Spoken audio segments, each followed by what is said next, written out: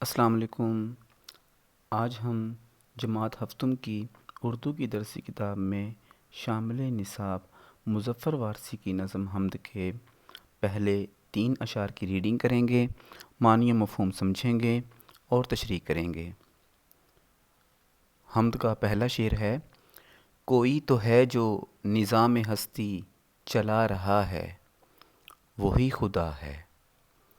کوئی تو ہے جو نظام ہستی چلا رہا ہے، وہی خدا ہے۔ دکھائی بھی جو نہ دے، نظر بھی جو آ رہا ہے، وہی خدا ہے۔ مشکل الفاظ کے معنی دیکھ لیں۔ نظام ہستی یعنی زندگی کا نظام، دکھائی نہ دینا، نظر نہ آنا۔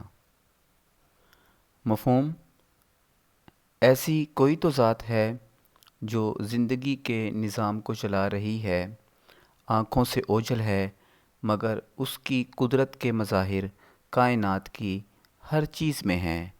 بلا شبہ وہ ذات خدا کی ہے۔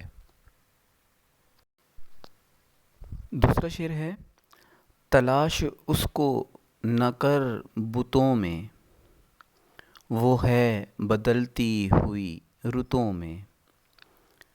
تلاش اس کو نہ کر بتوں میں، وہ ہے بدلتی ہوئی رتوں میں۔ جو دن کو رات اور رات کو دن بنا رہا ہے، وہی خدا ہے۔ مشکل الفاظ کے معنی دیکھیں۔ تلاش کرنا، ڈھونڈنا، کھوج لگانا، پتہ لگانا۔ بت کہتے ہیں مجسمے کو، اور رت کا مطلب ہوتا ہے موسم۔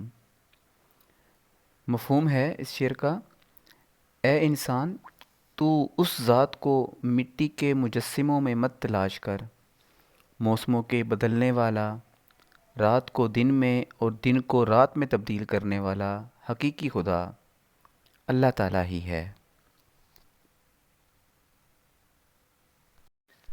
اس نظم حمد کا تیسرا شعر ہے: کسی کو سوچوں نے کب سراہا، وہی ہوا جو خدا نے چاہا۔ کسی کو سوچوں نے کب سراہا، وہی ہوا جو خدا نے چاہا۔ جو اختیار بشر پہ پہرے لگا رہا ہے، وہی خدا ہے۔ سوچ کہتے ہیں تخیل کو، خیال کو۔ سراہنا کا مطلب ہے پسند کرنا۔ اختیار بشر کا مطلب ہوتا ہے انسان، یعنی انسان کے قبضے میں، انسان کے قابو میں، انسان کے اختیار میں، انسان کی طاقت میں۔ پہرے لگانا، ناکہ بندی کرنا، دربان بٹھانا۔ مفہوم ہے: وہی ہمارا حقیقی خدا ہے جس نے انسان کے اختیارات پر دربان بٹھا رکھا ہے۔ انسان جو کچھ سوچتا ہے، جو منصوبہ بندی کرتا ہے، ضروری نہیں کہ سب کچھ اس کی سوچ کے مطابق ہی ہو۔ ہوتا تو وہی ہے جو خداوند چاہتا ہے۔